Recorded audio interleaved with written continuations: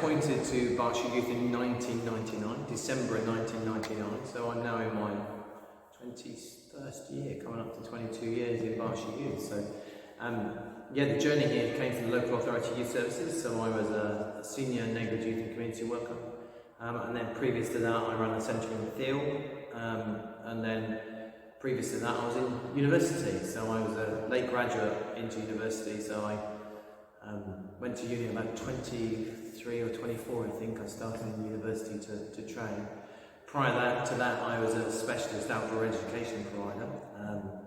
Did a lot around with outdoor ed, and I suppose my journey with Berkshire Association of Clubs for Young People started when I was about 18 as an instructor and a leader on the 100-mile canoe test.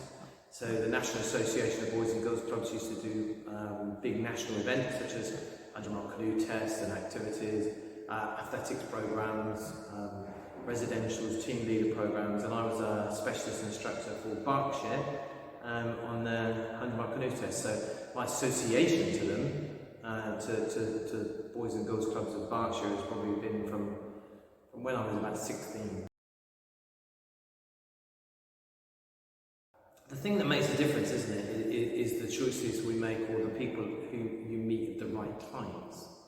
So for me it was all important that those youth workers that I met or had an influence on me were the right people at the right time.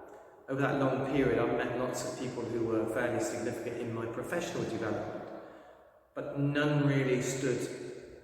They were all important, but the most important, I suppose, figures were those people who did things on a voluntary basis and because they thought young people deserved it. So for me, the most inspirational were those volunteers and those people who did it part-time.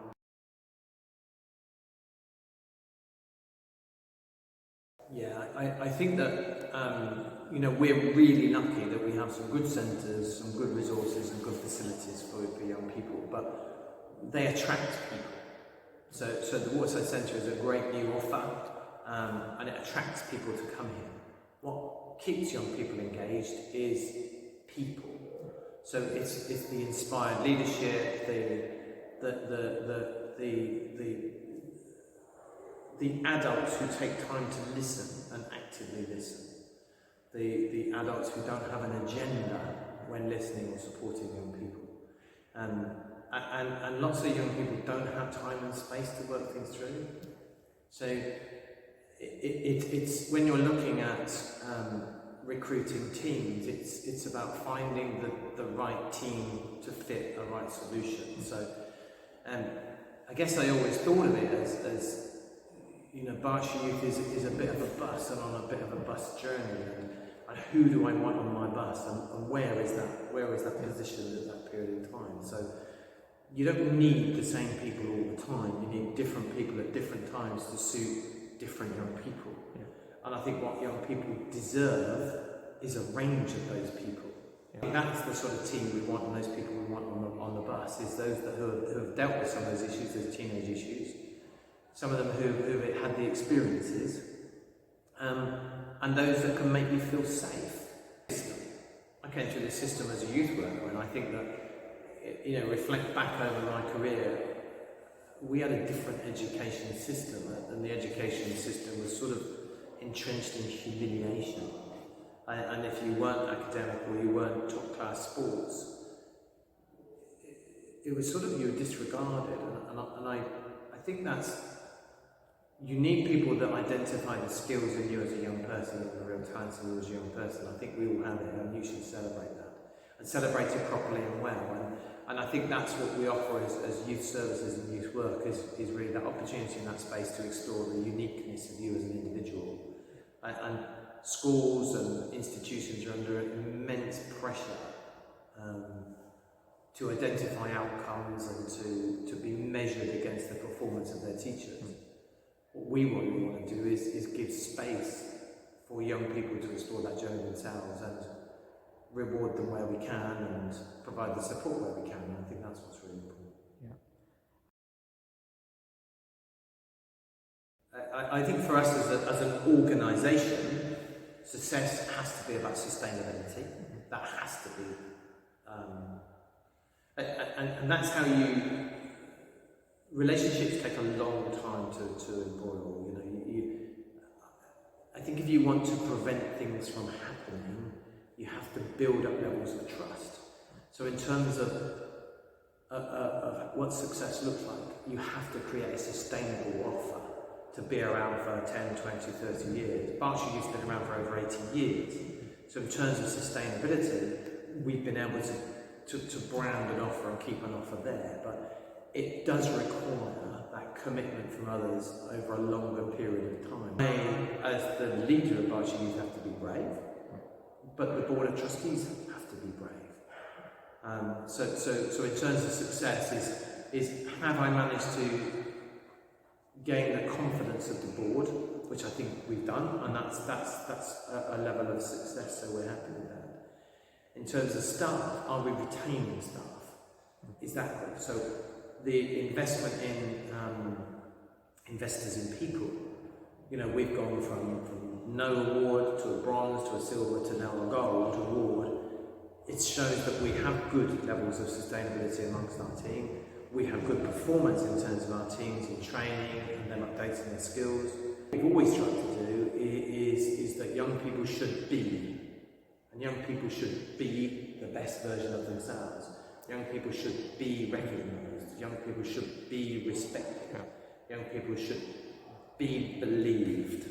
And I think all those things are really important in where we should be with recognising young people. So some young people's voices are angry. Some of them are frustrated. Some of the anger comes out in violence or aggression. Some of it comes out in self-harm. Some of it comes out in all these other ways, shapes or forms. But we have to have a service that is available to them to believe them in some way, shape or form. And if we want to move forward, we need to be encouraging the voice of young people. In terms of outcomes and measures, we can do those, but it's a preventative service we offer. We want young people to be the best version they can be. So the building is important in creating a safe space and creating a vision and a beacon and an identity that we actually invest in young people. That's the important thing. We actually trust young people with our futures. But it's also about providing that outreach from here and saying there's a staff team that can look after you, that can support you and be part of you. And it's not about Berkshire Youth being a deliverer of youth services everywhere, because it's really important to have a partnership, and the Waterside should become that beacon for partnerships too. How can people work with us more? How can communities in rural areas learn to support young people in their own area? How can we facilitate some of that support, or how can we encourage others to support those people too? So, we invest, and we hopefully will continue to invest in training. And how can you encourage more people to come on board and train? And, the staff and the holiday programme here, a lot of the staff here are new to us. And if they continue on the journey with us, that's fantastic, and we love that. But we have to keep that fresh. We have to keep training. We have to keep investing. We have to keep managing that. And when we become complacent in that training, I think the centre will just become a building. But also the building has to be a community asset.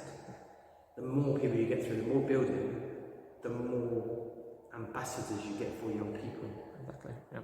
The more ambassadors we get for young people, the more their voices will be heard.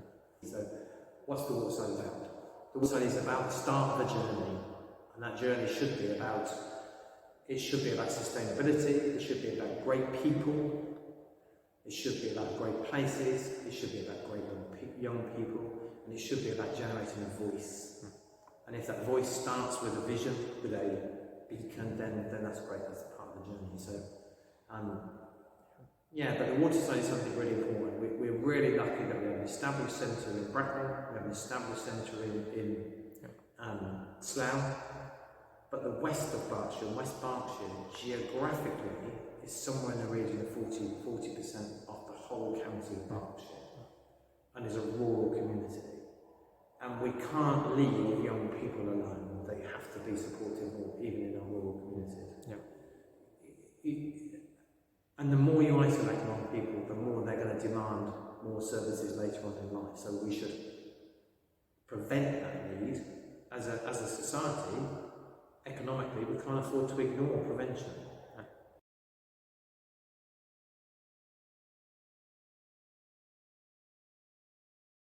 Should the Waterside Centre be somewhere else? No. And why? Because I think in West Berkshire you have one of the biggest social mobility gaps in the country. Those gaps are widening. The gaps between the richest and the poorest are widening. As a national statistic, the gap between the richest and the poorest is getting bigger and bigger. If you live in a wealthy area and you are poor, your chances in life are so limited. And what goes with those limited chances is all the anxiety, the stress about where your future lies, where you're going to live, what sort of job are you going to have, what sort of income can you have, can you raise a family, how can you support a family, can you support your parents, who's going to look after them? All those things that are easy decisions if you've got money. If you have no money, if you're living off debt, those decisions are no longer easy to make. You can walk around a town like Newbury that looks affluent and listen to conversations about people who have been unable to have lighting in their house because they had to choose between lights or a hairdryer. And not between satellite TV and a packet of cigarettes. They're talking about, can I put my lights on, or can I dry my hair? And that's ridiculous. You're talking of somewhere in the region of 3,000 families live in poverty in West Berkshire. The working poor is the issue we need to do. These are people who will work, two parents, who will work double shifts all the time to pay their bills and try and give their children the life they can expect. So, I don't agree. You can see some of the areas that in the country, you know, they're receiving huge sums of money from government strategy that is around protection against the red wall in the north. It's about protecting vulnerable seats, not about strategy. And if there was a strategy, then I would celebrate that. It's populist. It's populist politics. Where can I win a vote? Where can I pay for a vote? And I don't care whether that's Labour, it's Liberal, it's red, it's green, it's whatever. There just needs a plan.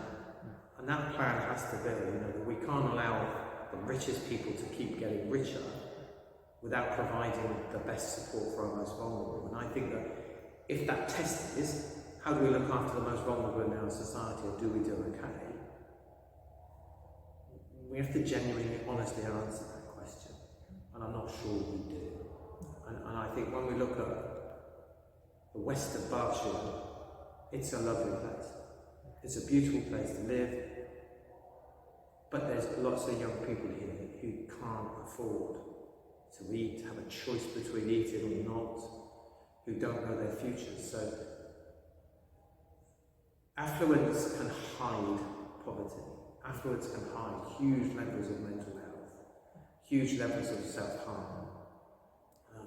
Children living in care, refugee seekers, the BME communities, they're all here and they're all hidden, or they're all trying to hide.